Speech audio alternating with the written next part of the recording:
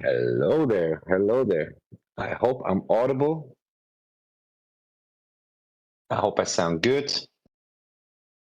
Today we're gonna have a quite a different approach to this. Thanks, Serenity. We're gonna have a quite different approach to this Q&A. So bear with us.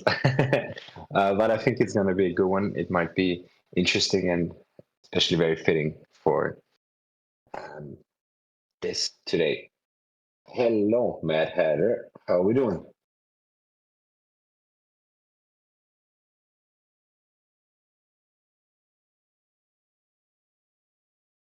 Someone's a bit shy right now. Okay, so it looks like technical problems. Let's see if it's still.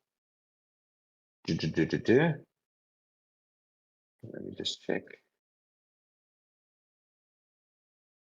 Okay, Mad Hatter seems to have some technical problems. It says he can't hear me, but I suppose Serenity said he can.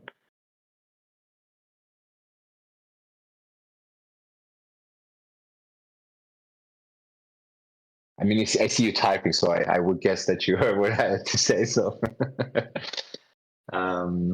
can you hear me now, Mad Hatter? Yes, I can hear you now. Perfect. There we go. Always a technical. I know. What a time to have a technical problem, right? All right, let me just make a quick announcement.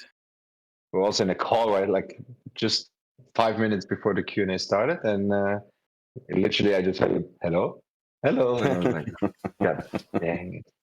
Now you're coming with these problems. I already teased that we're gonna have a kind of like a different approach today. Yes, we are. It's going to be an interesting approach. I'm looking forward to it. Also looking forward to it, and I also asked them to bear with us a bit. Announcement is out. Let's let a couple people trickle in, and then we get started. Yes, perfect. Serenity's already giving me a hard time about breaking things. I'm just trying to avoid the debate. That's what I've said it before he can say it. Alrighty, so as people trickle in, do you want to give a bit of a background idea as to what we're doing today and why we're doing it? Yes, I mean, the background idea today is, as I already said before you jumped up on stage, is that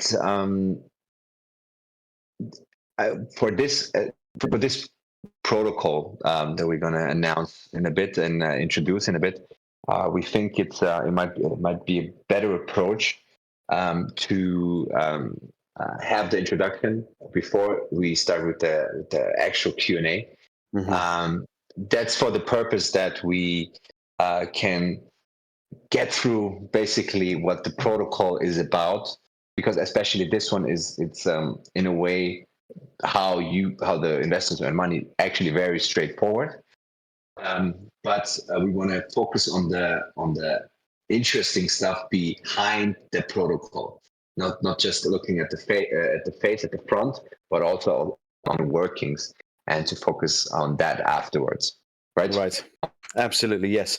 And the reason for that, I suppose we should just say, is that, you know, in looking at this particular protocol, and we don't say this very often straight off the bat, but in looking at this particular approach, we were highly impressed with what we were seeing, right? And one of the things that we like to do here is ask tough questions. And I think if we were to have a discussion just about the protocol and how it operates, it wouldn't leave much room for tough questions. Not just because these guys are well versed in speaking about it, but it's such a unique perspective within the space and such a clever idea on the face of it, that we thought this would be a far more interesting way to host the Q&A, because it will allow me to take a slightly different direction when we finally bring them up on stage. Exactly. So let me start off with the usual stuff. As you can see, we have a $50 BUSD giveaway happening. At some point, it's going to be announced, of course. As you can see, stage questions is open for you to ask away. Everything that you want to ask. And the links also will be shared there to the protocol. And yeah, so let's get started. Thank you Let's all go for for it. coming today. Welcome to The Pillars. We are a community-led space aimed at supporting protocols and educating our investors through intelligent, meaningful conversation. Here we ask the tough questions you all want answered.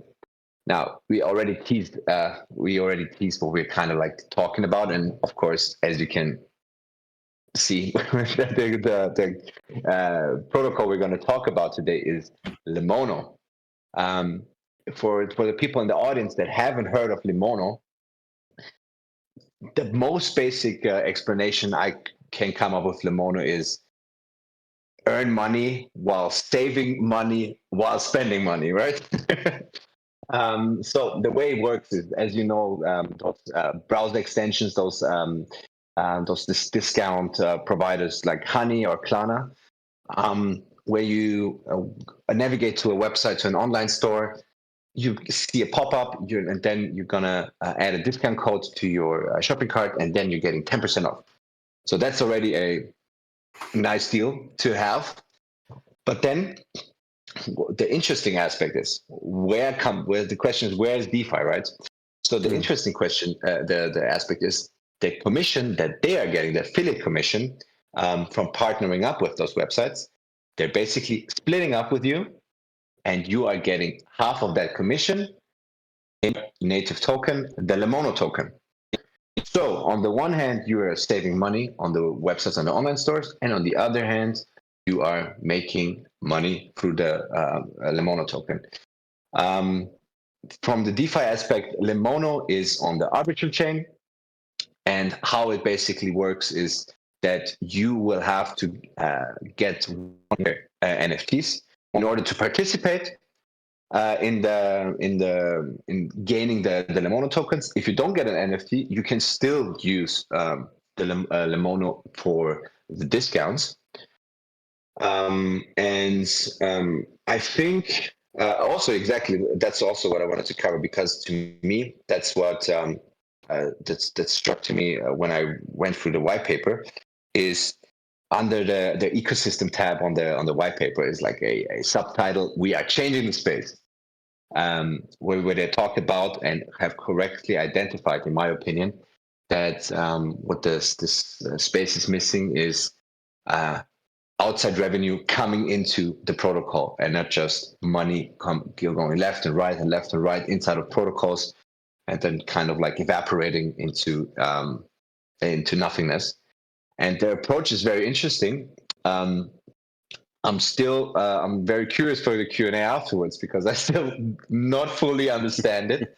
Um, so, but basically what they are looking to do is they're going to build up a marketing website where they are going to push the discount deals and lead people to Lemono, to use Lemono. But what they're also going to do is they're going to buy websites that have high volume traffic, which are basically the competitors to that other website. For now, they're using the placeholder name of Juicy Deals. And those websites they're looking to acquire already are generating a revenue a month. And with the revenue, they are going to initiate buybacks on the token. So there's already like interesting ecosystem, interacting puzzle pieces, little cogs, in order for the token to work. So you have this business side, like this outside business side, and this DeFi side, which as I already butted them up in their Discord yesterday, which I actually really enjoy, and to me that was very exciting. That's also why I approached them and asked them to come in, especially after I have seen them done a Q&A with a good friend of ours, Alex. And what did you find during your research that you thought was interesting? I thought listening to the team speak, because I do a lot of my research by wanting to listen to these guys speak during Q&As. I'm obviously going through the same GitHub. You are the white papers I'm reading, or Gitbook, I should say, and looking at the websites. These guys are obviously clearly very bright. They are two entrepreneurs, one of whom kind of started off in the internship of his company that he's now bought. Both Christian and Michael clearly appear to be methodical in the way that they approach this particular space and the way they've approached setting out and building out this protocol. Everything is designed, as you said, to kind of buck the trend that we see in particularly DeFi, where money is just circulating, right? If it's not circulating within a protocol in of itself, it's circulating within the space from one to another. It's obviously external revenue driven. And what I thought was also particularly interesting is that they've picked this niche, or what feels like a niche approach, a niche product, as it were, in these kind of discount codes that you can get, and taking on a rival like someone like Honey, and then trying to incorporate it into the DeFi space and using a native token. I thought that was very, very smart.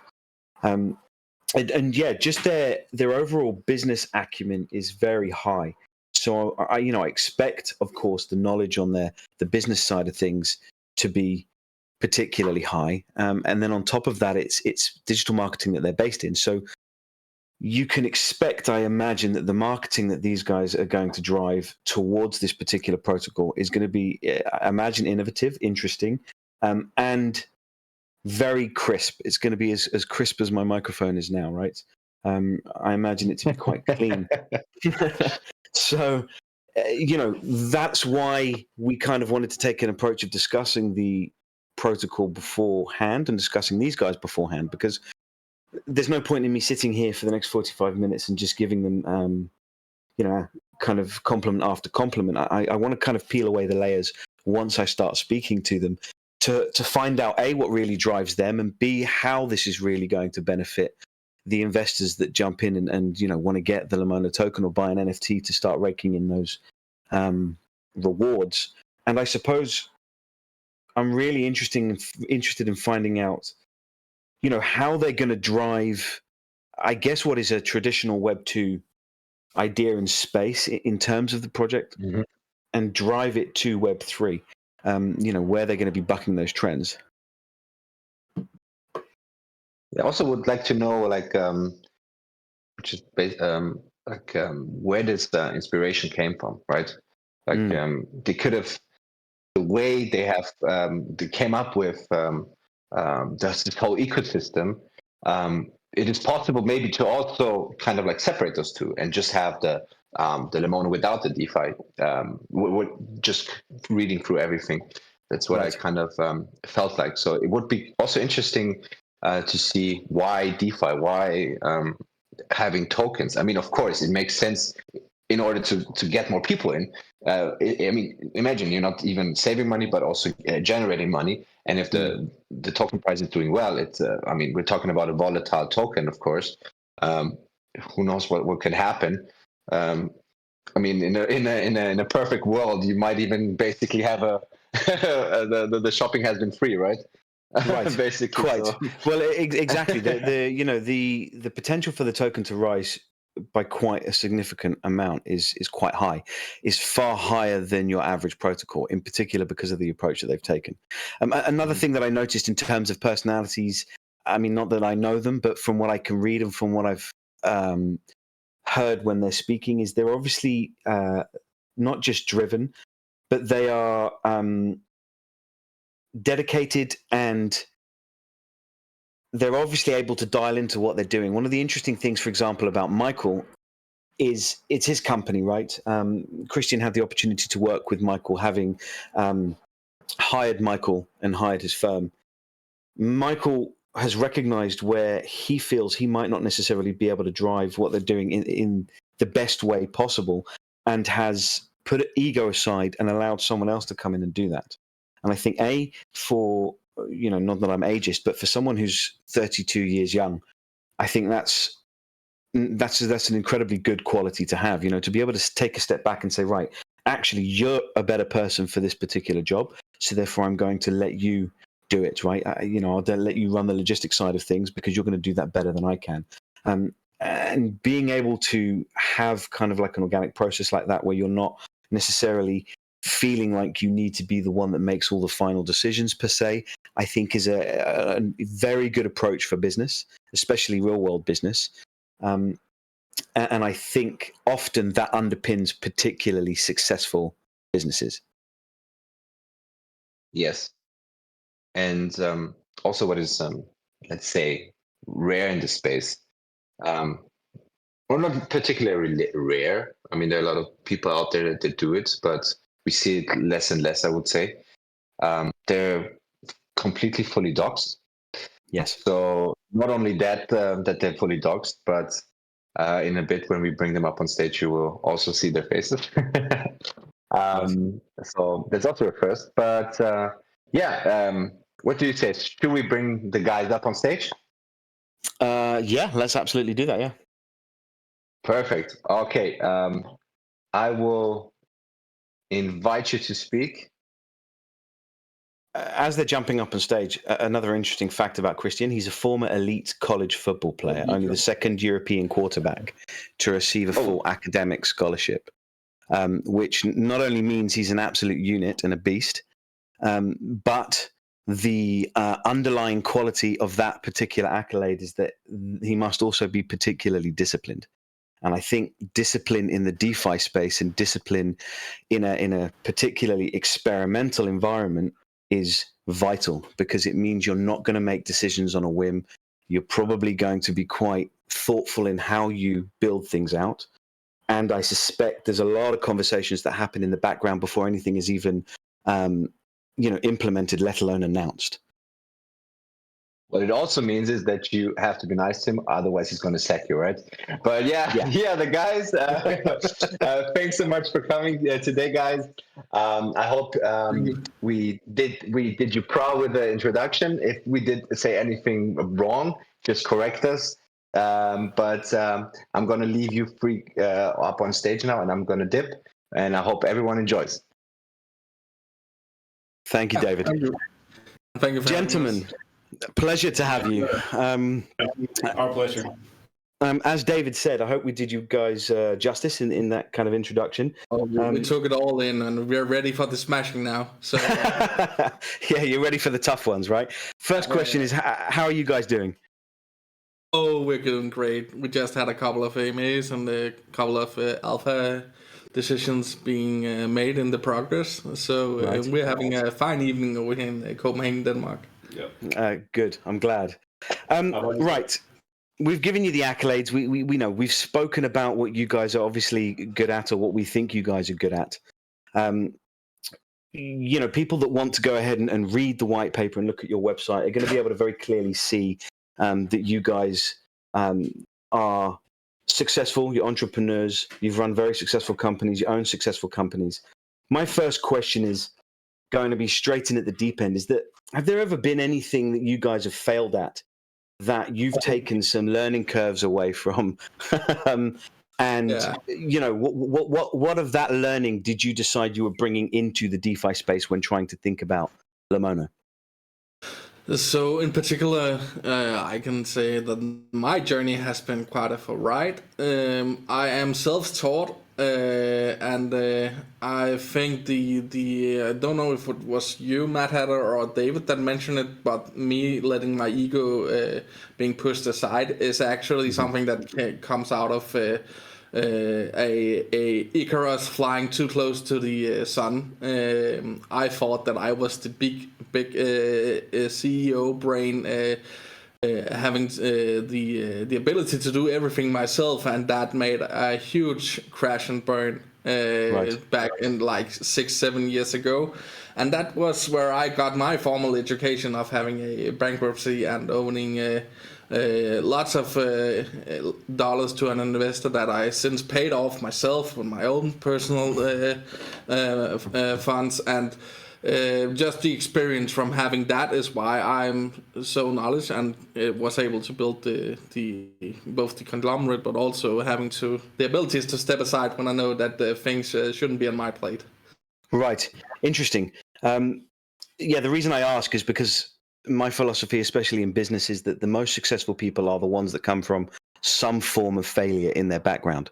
I think it's, you only really learn when you fail at something, right?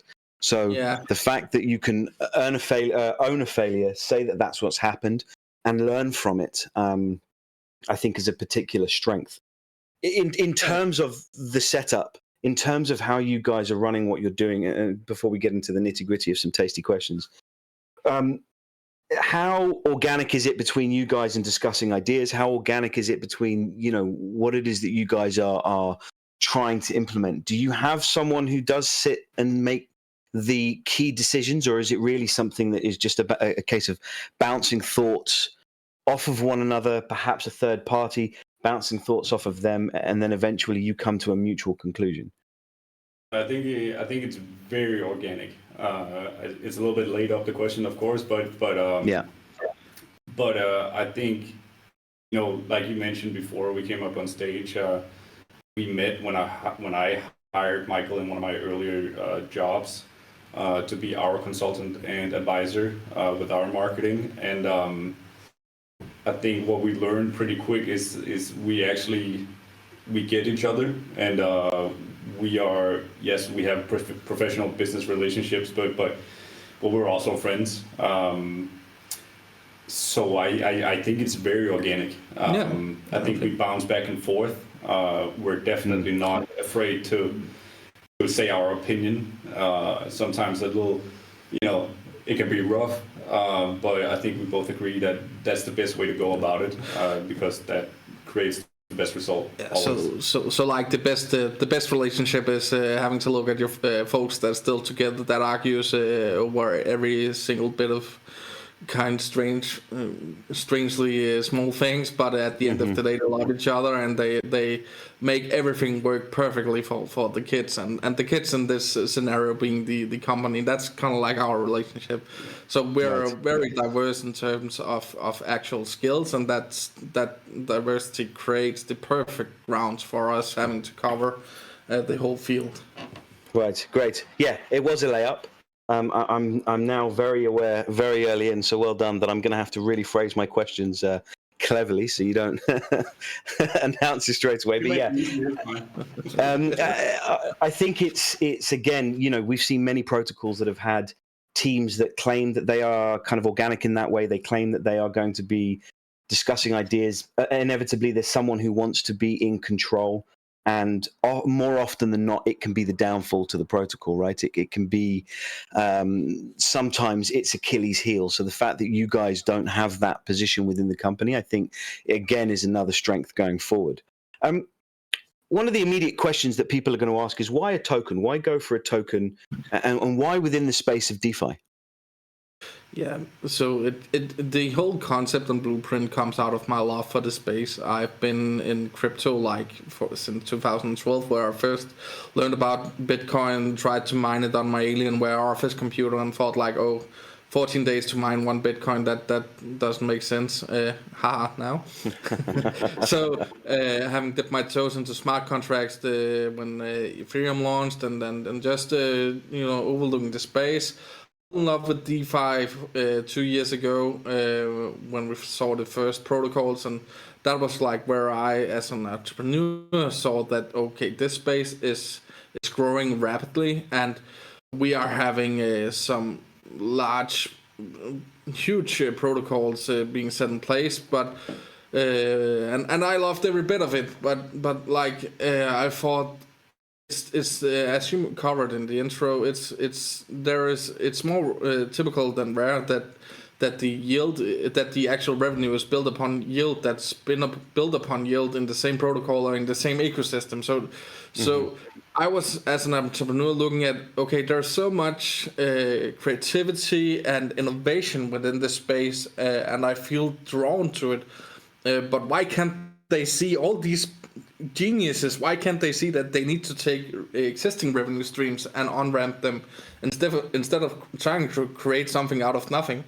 Right. Not that that's the thing everyone does, but that's the overall impression that I ended up getting around the end of the bull, and having a small break from the space and looking into the protocols that was just like in a hive.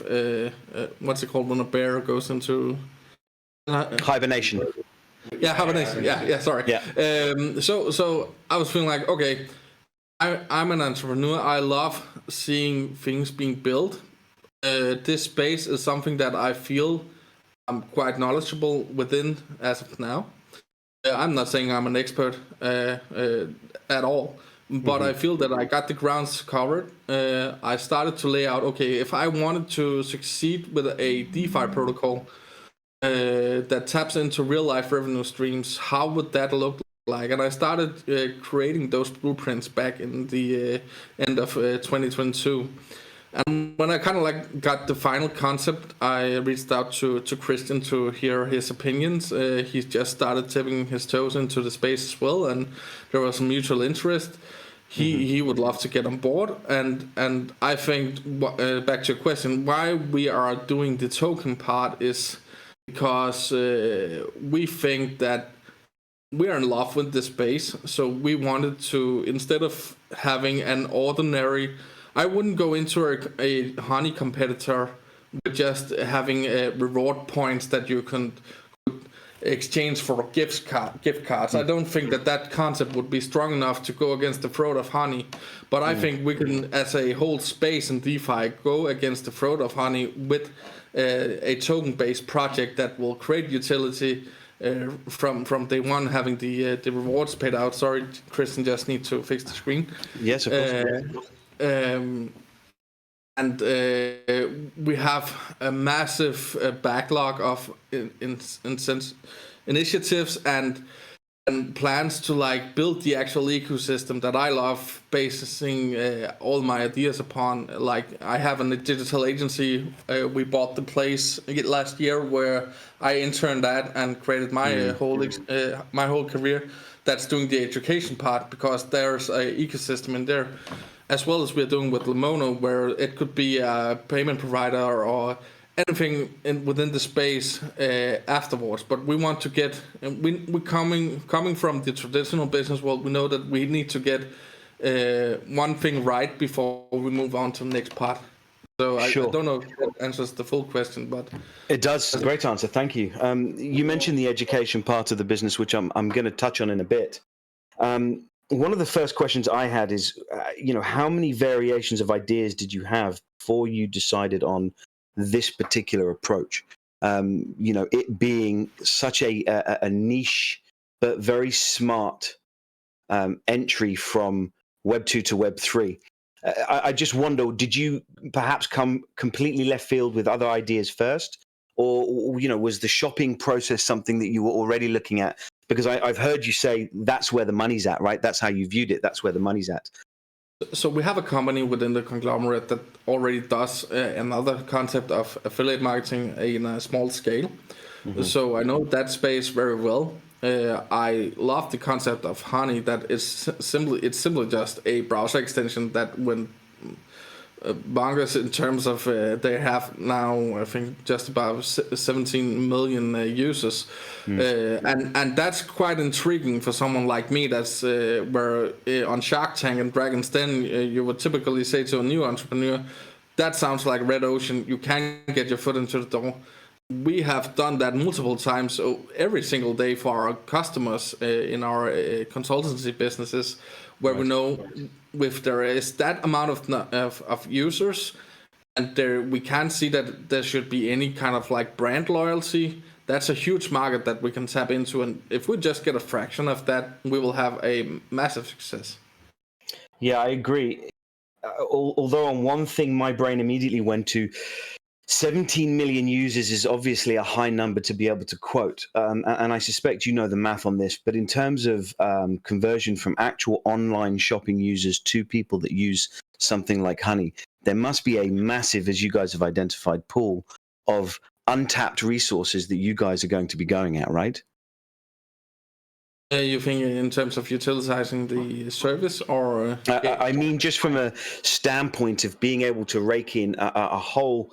I mean, there must be, hundreds of millions of or 100 million people at least that are online shopping every day that don't necessarily use. Sure. So it's a massive resource that you guys are going to be able to look at. So while someone might say, well, actually, there's a dominating force already there, I tend to lean in the same direction you guys do. That actually it's a fairly untapped resource where there are a ton of people that you guys can get to. I agree. Your digital marketing background, what you guys do, how much do you believe that's going to play a part in your success? One of the key words I picked up on your white paper was you want to make it an immersive experience, which is typically a kind of a media theater-driven word that is, it invokes an all-encompassing experience for the people that are going to be using your services. How far do you plan to kind of push that concept? So in terms of having like as mentioned, we like to think in terms of ecosystems and full circles. We want to, like, the immersive part is like, if that's for us to see how far can we take this project, and we think that Lemono could, at some point of its during its lifespan, we should be able to cover the full customer journey. Having to provide both the businesses with payment solutions, having the customers provided with deals and also cashback rewards, and also offline when you're just using your card. We want to connect the card with our ecosystem and have like a Lemono should be like when you're kind of like. When you reach out for a napkin, there is a brand called Kleenex that you typically, there's a 50-50 chance that you say, can you just give me a Kleenex? Right. When it basically it's just a napkin. So I think that we can take the space of having a standpoint where we are that brand within our market. Right. I think that's a very clever approach. One of the major obstacles, I suppose, is going to be converting Web 2 users to Web 3, convincing them that using your particular token by way of a reward is going to be most beneficial for them. In terms of that being a challenge, what do you guys plan to do to really kind of tackle that challenge and really start acting, in the direction of converting those people that aren't already within this space? So I actually have one thing. What hurts the most? To know that I gained $1, or to know I lost $1. That's the thing we will push in front of every Web 2.0 user, that you lost out on this opportunity. You can recoup it if you tap into the space. Here is our educational package on how you onboard our reward system. Of course, we will take the crypto parts in small bits, because everyone has some kind of idea of what crypto is. So we aren't immediately going to throw it out in the faces when we are targeting the mass market for the commercial Web 2.0 users. But we will start with, you just lost $2 on this purchase. That's sad. Let's help you get them back. Right. The thing is, you're going to be able to, without being a user or having our utility NFT, you're going to be able to use the extension without being a user. Lost my train of thought. So basically, you could just you can adopt the Web 2.0 part, as you mentioned, Mad Hatter, and wait for the Okay. My bad. Right. And then instead of just pushing everything in their face, because they might not be on the verge of entering the DeFi space and being able easily converted, we're just gonna educate them in whatever tempo they need. So somebody's gonna convert, after a retargeting ad or a newsletter or whatever. But we're, some might take years. We're idealists, so we really, something that motivates us a lot is slowly, preferably faster, but kind of bringing people on board that doesn't know it yet, That's a big motivator, yeah. Yeah, they don't know that they want it yet, but we know that they want it. In our experience, it's also about just understanding and yeah, it's all about education and coming from a marketing point of view, and we're like the bad guys in terms of data use and stuff like that, but we will actually be able to from a data perspective be able to see and recognize through the data when are the Web 2.0 users actually open to the idea of being onboarded to the Web 3.0 technology, so we can see, okay, what's the most typically user journey, and we will map that out and take every part of their actions and pinpoint those in data points, and just like Christian says, have newsletters, small notifications, stuff like that. Tap into small bits of details to get them more knowledge within the space and the possibilities, and educate them along the way. And also, to answer the question even further, if you haven't read the white paper yet or haven't seen the other AMAs we did and all that, a big part of this business plan, is to acquire commercial sites that already exist and plant Lemono in front of them. People looking for coupons, we're going to be able to tap into actually getting some affiliate revenue from that when we purchase these companies that have these sites that rank high SEO wise in the searches. But we're also going to be able to actually move a lot of that very relevant traffic onto the onboarding stage of Lemono. Right, and these websites that you're going to be going through, or that are going to be going through the acquisitions, I read somewhere between $1,000 and $10,000 monthly revenue is what you guys are going to be looking at as kind of the base level that you want to acquire, right? Exactly, because coming from our world, we know that's the entry point for where we can get the most for the dollar we pay, because we can take a site that does $5,000 a month now, and pretty easily have it to gain like 50% extra revenue on top of that, just implementing what we know within the whole digital marketing space and just optimizing those sites. So we actually get more for less within that, because then within the space of 1,000 to 10,000, the site is vetted and ready to it's proven, so we can extend it from there. Right. It's just a sweet spot. So it's not like, let's say we wanted to buy a Retail Me Not. It's probably going to be expensive. The money we don't have. But also in the other way, we want to start up our own bunch of sites. That takes a while, man, and it's a lot of work. So it's a sweet spot right in between where we think we can get most bang for our buck. That was one of the questions that I was going to ask, is you guys are obviously thinking about this in terms of scalability, in terms of workload that acquiring these websites is going to bring to you. Is there going to be a maximum that perhaps you're going to be looking at in any given time period, so that you're not overloading yourselves too quickly, and that what you ensure is that you're running this in such a seamless way that it doesn't really affect you in any way at all? Yeah, so we come from a background where we've done acquisitions before, so we know the exact process going into this. We know the exact process of having the onboarding and the offboarding of the current founders and people that are taking care of the site.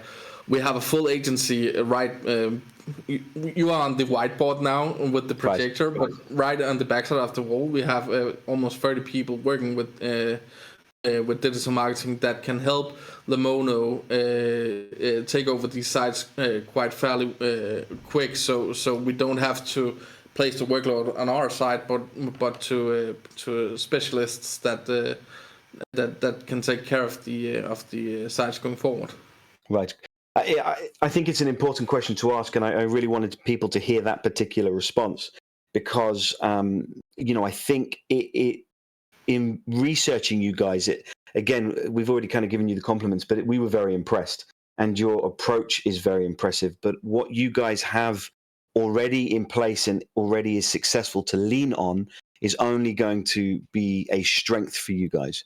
The expertise are already built in, and you're really not. I mean, you said you're idealists. I would hazard, or I would go as far as to say visionaries in this respect, because what you've done is you've taken your company, and I've already heard you speak, Michael, in terms of saying that when you're speaking or advising companies, you want to bring the maximum value to them, right? And you guys are clearly just thinking of an idea and bringing to life an idea that is further maximizing your value as a company as a whole. Exactly.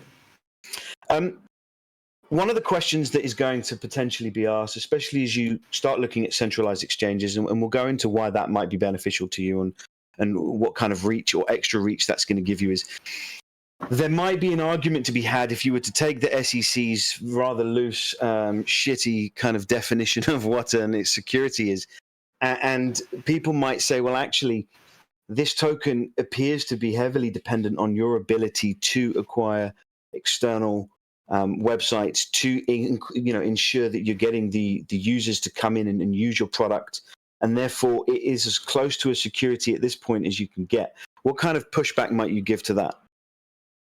Yeah, so that wouldn't really be dependent on that. It would be more dependent on the whole voucher part, because that's like our commercial front. In terms of the SSE and the current state of of just the whole scene, I think we're going to wait it out. That instead of jumping to conclusions, we'll wait it out and make the smartest move from there, having consulting with people that's familiar within the space, because we don't want to put a KYC on top of our product and make everyone a KYC to get their tokens out. That's not something that we think as the visionaries and idealists is something that we shouldn't. I know you have an AMA later on, but in terms of we see ourselves as the kings of KYC for that, right, for the website. But in terms of the whole SSE, I can't really give you something right now, because I would wait and see where the space lands within the next 6 months. Very measured response. I like it. That's a smart move, right? You can't make a decision now. Wait to see what information comes out. Fine. In terms of centralized exchanges, some people are going to ask, how do you believe that's going to? I mean, I think the answer is fairly straightforward, I imagine. But how do you believe it's going to increase your brand awareness? And of course, your total daily volume will go up, I imagine. Yeah, sure thing. It's just the availability for I know I have multiple friends that's on Binance and only Binance. Some of them have their toes in PancakeSwap doing the bull run, but that's typically from me saying that, hey, watch this AMA and look at this project, I'll help you buy. So the mass market, where in terms of speaking of sweet spots, we think that the centralized exchanges could bring us a closer to the commercial user through the centralized exchanges.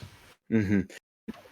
So you're going to have problems perhaps with people that don't want to necessarily get the token, but you understand that the token is most beneficial, and part of the education process is to let them know how much they're losing by way of rewards. Are you guys ever thinking about working towards perhaps an automatic sell that people can opt into, that means that they don't necessarily have to have a wallet? They don't necessarily have to really dabble in the DeFi space, but what they can still do is gain the benefit in fiat from the sell of the tokens immediately upon receiving the rewards? Yeah, but that wouldn't be anything. That wouldn't be anything that's intriguing for our part. We think that the strength of this project is the community and tapping into. I know that's a far reached out for like typical commercial user, but they'll get there. But I think that this space is going to have a much deeper impact and much more involvement in our day-to-day life when we're speaking in terms of 10 years, and that's why we think that it's necessary, and basically, if all the people that use the Brave browser just install this as well, it will be available on the Brave browser. Right. Our small community would have a great experience in the protocol, just us. Yeah, Right. I think it would be a little bit counterproductive in the long term, just watering out the brand and the whole product and the thoughts behind it. I think it would weaken us a little bit actually for a short term gain. That's a good pushback. I like the use of the watering of the brand, and the fact that you're cognizant of that already, I think, is again a testament to the manner by which you guys are really implementing what you're doing, and everything is so well thought out. We spoke on education, and you guys obviously have background in that.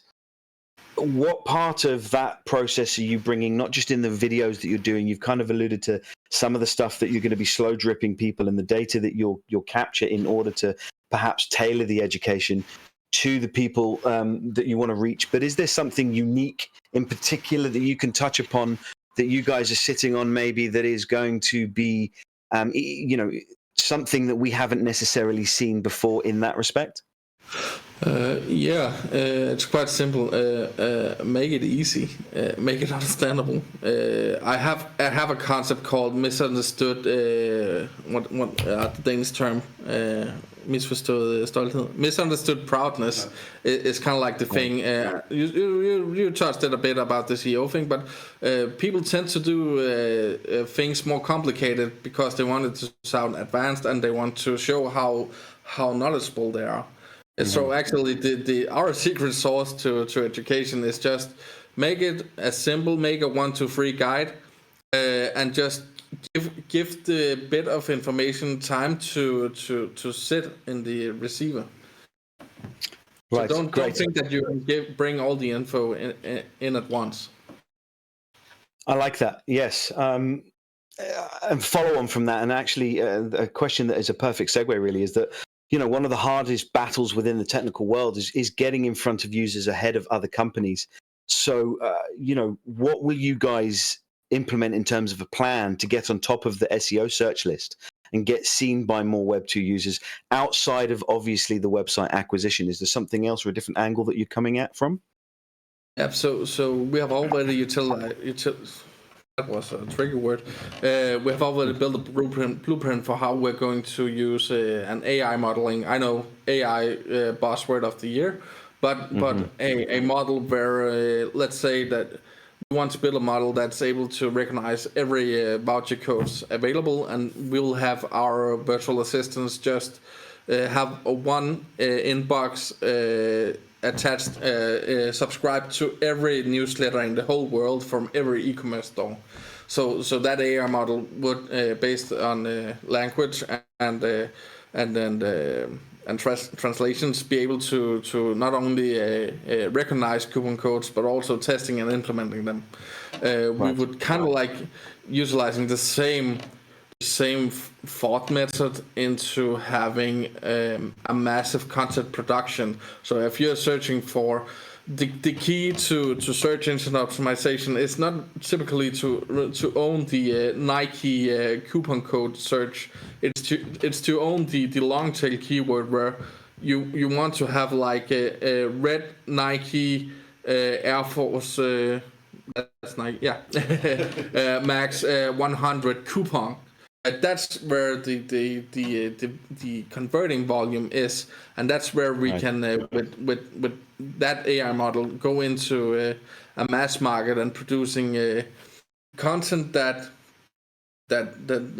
where Google will see it as okay. There isn't a bounce on the site. That's something that's very very very important. That the user get exactly what they want on the site that they land on. If the user returns to their search, Google will see that the search result that they provided them with wasn't good enough, and they will derank the site that they landed upon initially. And that's something that we're very well aware of, and that's just one of 3,000 factors to having a top result in search engines. But that's something we are quite knowledgeable. And I started with SEO as the first discipline within digital marketing before I pivoted into paid social.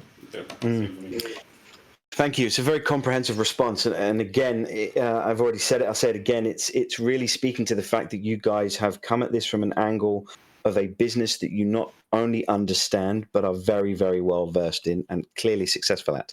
And I think that's one thing that everybody listening should really take on board when it comes to this.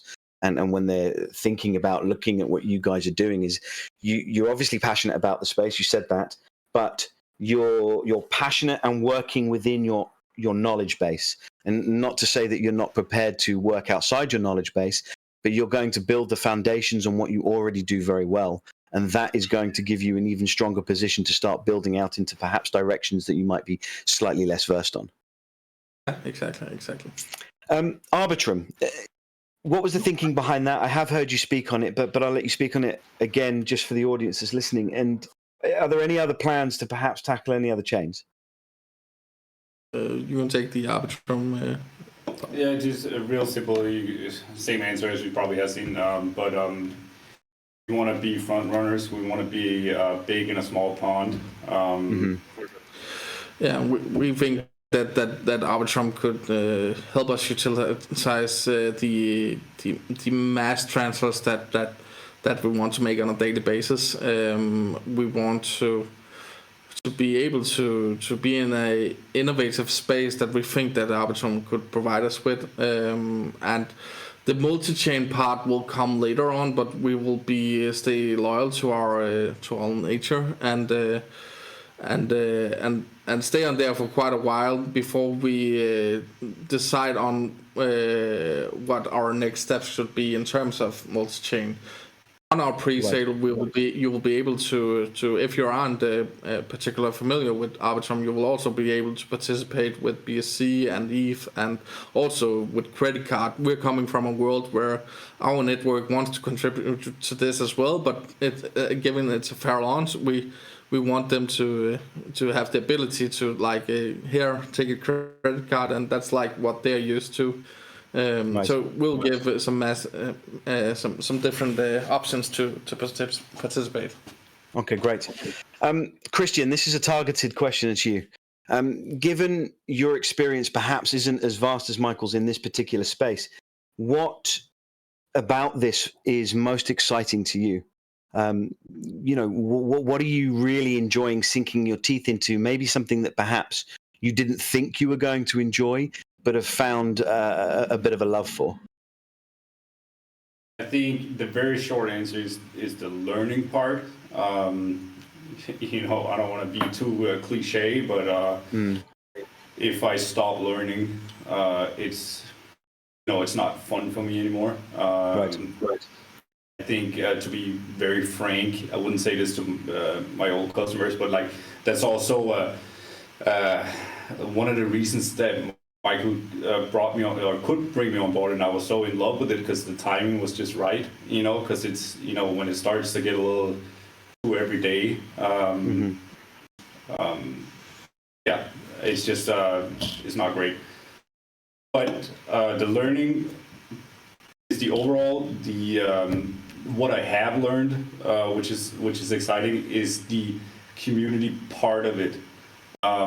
We just touched the subject with our former AMA here earlier today. But in the real world that we're used to with marketing, all that, maybe consumer-wise, it's not maybe loyalty isn't that great. Maybe the community isn't that great, especially in this space with the join honey and all that. It's not necessarily a very loyal community kind of place. And I think learning about that is pretty exciting because my former experience in this space was more of small investments and just kind of dabbling in it, like what is this? So it's very exciting. It's also a little overwhelming to really dive deep into all this. Right. And then I've been on stage when I used to play American football. In front of tens of thousands of people. That was great because even though you're nervous, you played it so much, you know, you kind of feel like you know what you're doing. So this is almost taking me back to like one of my first games or whatever, you know, where it's like, it's a little nerve wracking. We got 118 people right now, and you know, it's live, and I think it's very exciting to keep it short. Great. I mean, it's rejuvenating in a way, I imagine, right? As well, like you said, if you're kind of not stagnating, but if the pattern is the same, to find something that is so left field from what you might be used to, you know, like you say, playing in your first football game, maybe being thrown in by a coach at a time that you didn't expect, it kind of gets the juices flowing, right? Yeah. On the flip side of the coin, I'm also curious to hear what perhaps you found most, or have found most challenging, and what you know. You say it's nerve-wracking, of course, speaking to maybe these guys. It's a very different feel to playing in front of massive crowds of fans that are going to be cheering you on, or fans that are going to be booing you if it's an away game. Speaking to a kind of a niche audience, and perhaps some people that are very well versed in the space, I can imagine can be intimidating. But is there anything else that you have found a particular challenge? And you know, how are you kind of combating that other outside of just learning about it? Two things: the terminology right. and the technology. You know, obviously that's that it's new space, it's new ground, so it kind of feels a little bit like, oh, I got to start over or whatever. Right. But yeah, that's it. I mean, Michael can testify to this. I've never been scared of throwing myself head first out there. Doesn't mean I take super high risk, not thought out chances, but I go with the flow. I roll with it, and I enjoy it because that like kind of you touched the subject earlier. Just, you know, failing. I actually enjoy failing. Maybe not in the moment, but but in the long run, because I have been a lot of times with my athletic career, and you know, I've been fired from jobs, and you know, it's just trial and error all the time, and just kind of slowly moving in the right direction. But also understanding that, you know, it's 2 steps forward and 1 back. I enjoy it. Yeah. Great. Yeah, I mean, failing is the only way to learn, and it's the best way to learn. And as you say, in the moment, it sucks. It doesn't feel great. But actually, when you come out of it the other side and you've learned something from it, and, you know, in particular, you guys seem and speak of being very supportive of one another. So kind of having Michael on the other side to bounce off and go to and say, hey, perhaps I didn't handle this the right way. How should I handle it? Is obviously a great strength. Michael, I'll lever the same question at you, but obviously you're more experienced in the space. When it comes to launching an endeavor like this, and just the general sentiment, especially now in such a horrific bear market, being what it is, what have you been most, I guess, surprised by positively and negatively? And what do you enjoy about the positive, and what are you doing to combat the negative? Yeah, so I think that if we should launch at some point, in terms of the pre-sale, that wouldn't be the best time now. But in terms of actual pressure testing the actual protocol and the company, there isn't a better time than right now. If we can survive this, we can survive anything. Given the space right now, I actually think that people are the thing that surprises me the most is actually on the positive side. When we get to have our elevator pitch, we can take the most just to say in the Lemono term, sour and like a negative person and flip him for, oh, that's actually kind of innovating, and I want to hear more. That's intriguing. That's what I love with this project and concept and presentation the most. But having people to actually give a that's the most challenging part right now, where we can see it's kind of like, hey, I know you got Pepe over here. Try to look at an actual business. that's kind of like the thing I was most surprised by, that people are shouting and screaming for real life utility and good projects and stuff like that, but they are all gathered around the meme coins, Right. also within this space. So when they eventually, when they look back and see, oh, there's something over there, and we get them to like, hey, come over here, have a listen, they will stay over at us. But that's kind of like the fun part of the whole attention right now. That we really need to be out there and be fast within the attention span. You always need to do that in terms of marketing. But like we think this concept is solid, and we quite frankly haven't yet to hear someone really come in with a valid negative argument. We love feedback. We love feedback. So we're not saying, oh, that's fodder if you think. I think you got a problem here. We love to get those questions, but we haven't had like anything that's kind of like that stayed within us. We have small changes made through that feedback, but we haven't had any actual roadblocks. Right.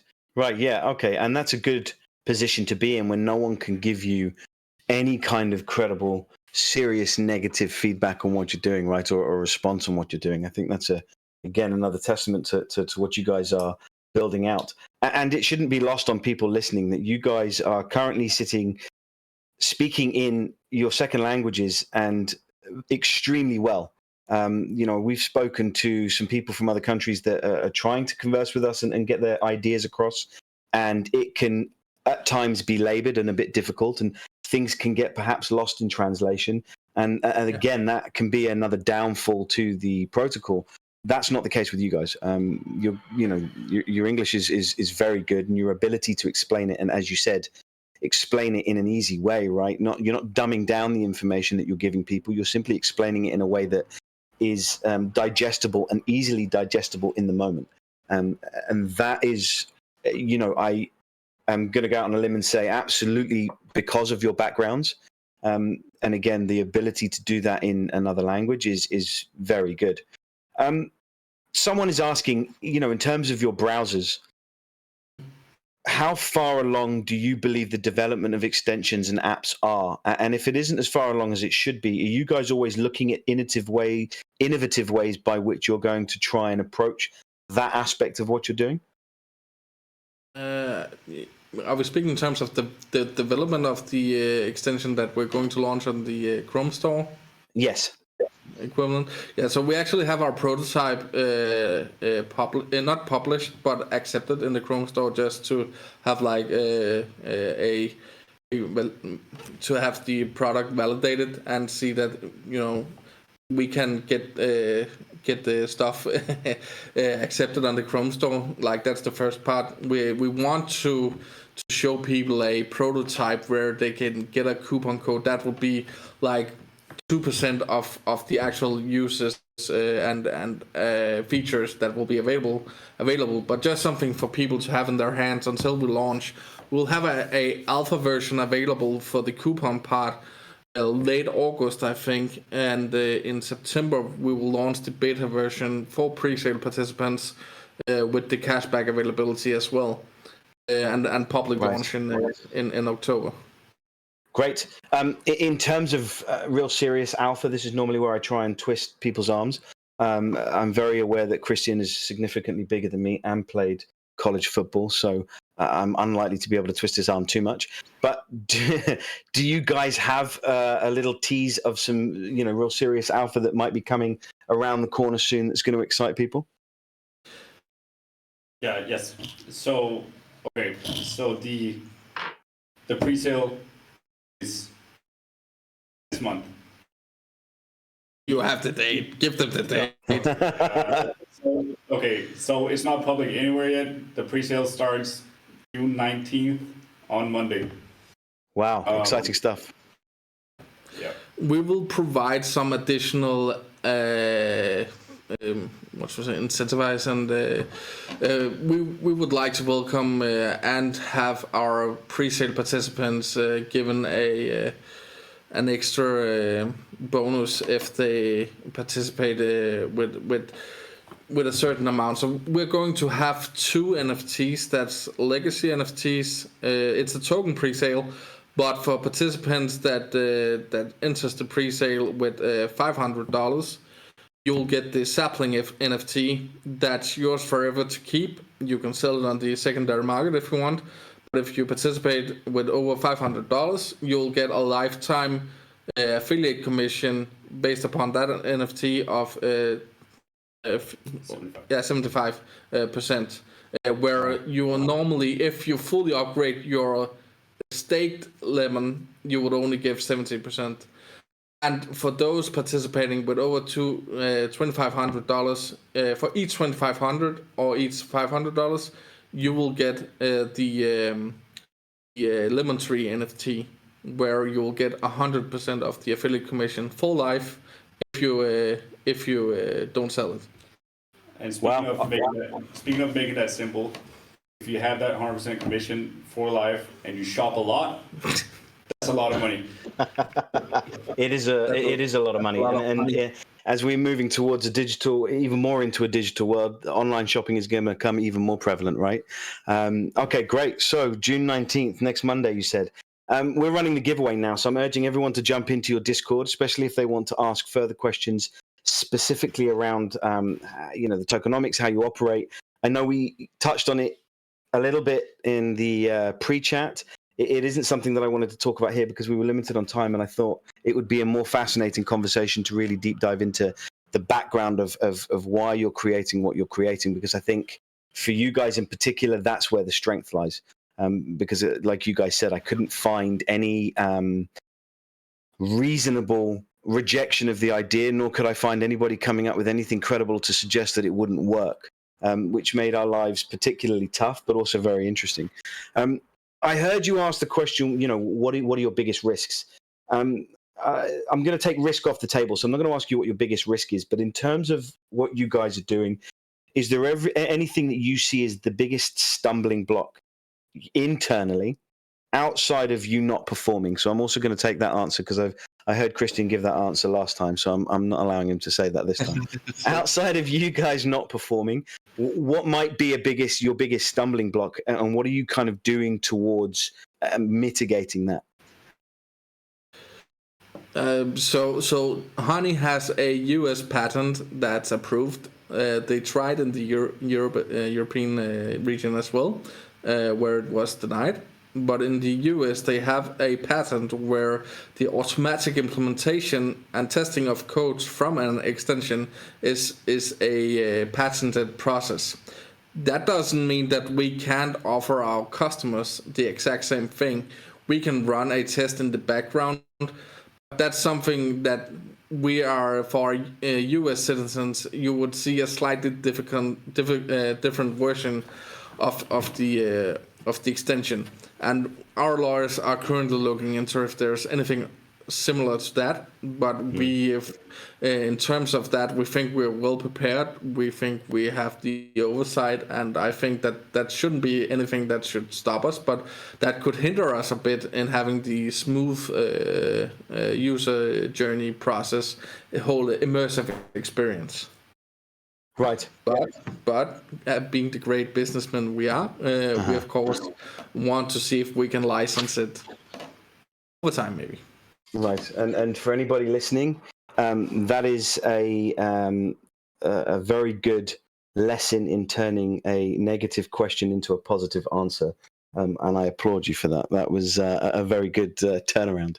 Gentlemen, it's been a really interesting conversation. I really look forward to sitting down with you guys again at some point. I'm sure we will.